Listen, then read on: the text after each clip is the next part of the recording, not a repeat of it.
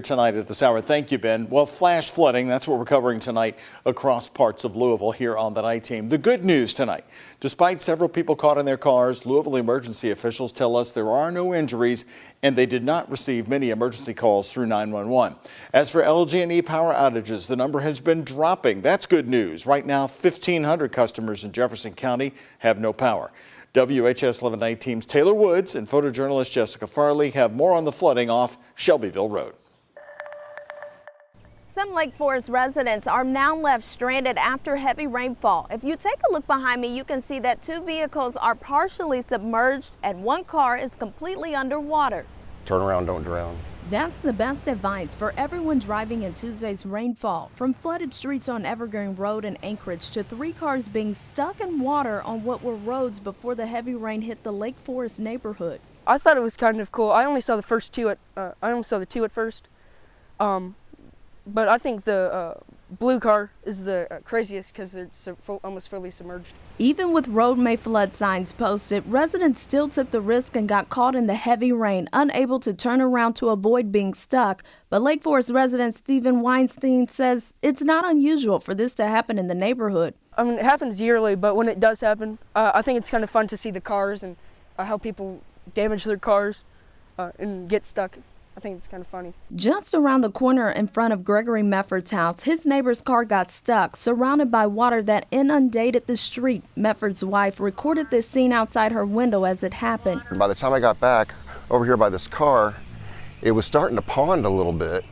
And by the time I got in this driveway and went upstairs, it was all the way into the car. Mefford is a former meteorologist with the National Weather Service, and he says he took 3 steps out of his car and he was drenched. I think we probably got somewhere between 4 inches or so in about 45 minutes. So that's about an inch every 10 minutes. The dinnertime rainfall caught everyone off guard by how quick the rain was pouring down, especially for Lake Forest residents. It is posted, so it is a known flood risk area. But like I said, it came so quickly. As fast as it came down, luckily it quickly drained away. Near Middletown, Taylor Woods for the WHAS 11 night team on your side. The rainbow tonight. Well, let's take a look at the storms as they impacted areas south of Louisville and Campbellsville, Kentucky. This large tree fell over, blocking Forest Hill Drive in Taylor County. Public Works had to bring in a backhoe to clear off the road in Campbellsville. Another tree also fell over on South Central Avenue there, missing a house, but hanging over the nearby power lines. We do want to know how you weathered tonight's severe weather. Show us your neighborhood or your street. You can send us your photos and videos. As always, here's the number, 502-582-7290. Go ahead and text them to that number. More local news tonight on the night team. A man is in jail accused of trying to kill Louisville Metro police officers. Davion Cromartie was arrested on Friday. According to his arrest report, his girlfriend called police because he refused to leave her apartment in Old Louisville at 3rd and West Hill Streets. Police say he fought back when they tried to handcuff him, saying he was able to wrap his legs around the officer's neck, putting him in a chokehold. When a second officer tried to help, the report says Cromartie's girlfriend jumped on her, trying to disarm the officer. Officers say Cromartie also tried to take the officer's gun. Now, the officers were able to free themselves and Cromartie ran off. He was arrested not long after when officers discovered him trying to return to the apartment. He's now charged with attempted murder of an officer and assault. More than a year after 2 men were killed in an apartment complex near Oxmoor Center in the East End, Louisville Metro Police detectives have made an arrest in this case. LMPD says detectives have charged a man in the double murder.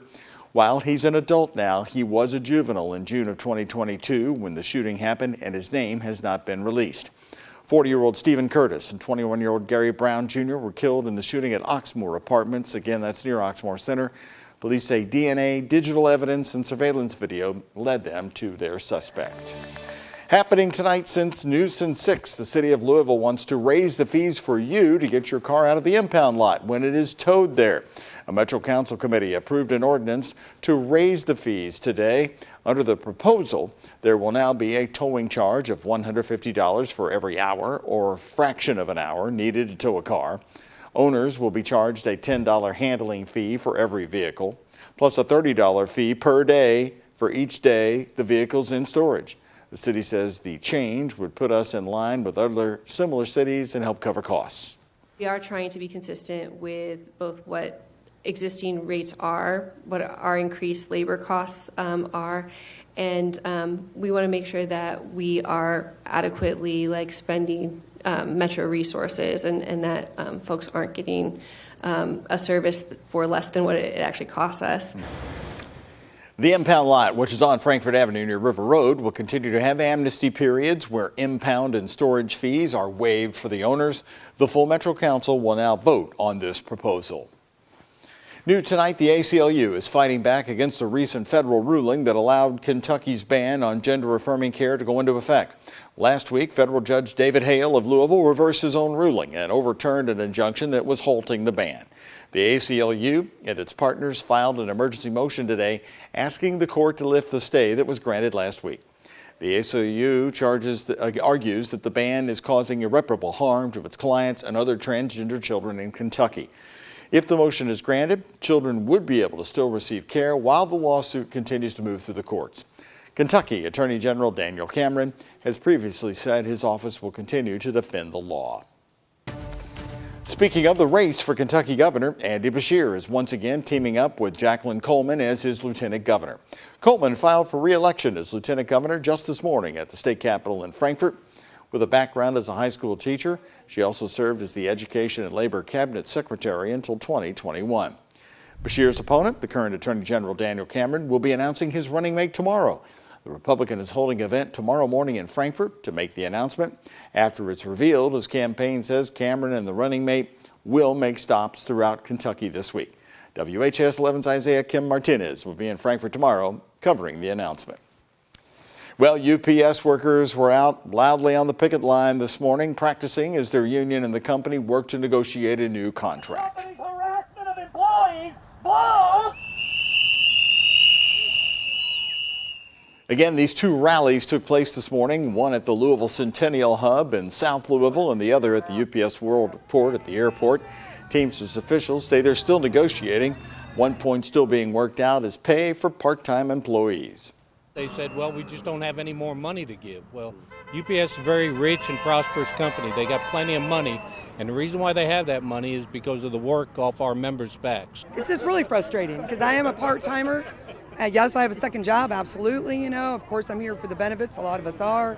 But I still bring some numbers to the table, and I have integrity. UPS sent out a statement today saying they have made steady progress with the Teamsters on a wide array of issues.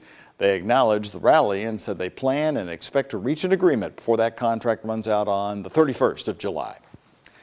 New tonight on the night team. Nearly 1 year after devastating flooding hit eastern Kentucky, the Team Eastern Kentucky Fund is still getting donations. Employees at Southern Glazers Wine and Spirits in Jeffersontown donated $10,000 to the cause. Lieutenant Governor Jacqueline Coleman accepted the donation today and explained how special this moment is for the community and still suffering families. Fear of being forgotten is something I think they've realized they don't have to worry about. Yeah.